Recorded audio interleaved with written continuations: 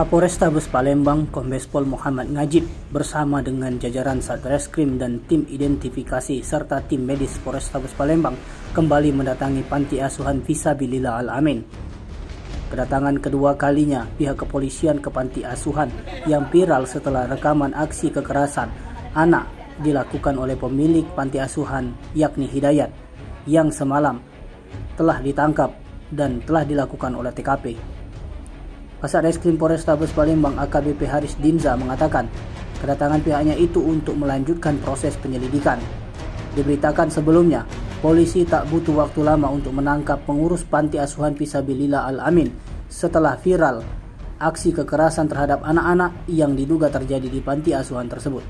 Dikonfirmasi terkait itu, Kapolrestabes Palembang Kombes Pol Muhammad Ngajib membenarkan pihaknya telah mengamankan satu orang terduga pemilik dari panti asuhan Fisabilillah Al-Amin.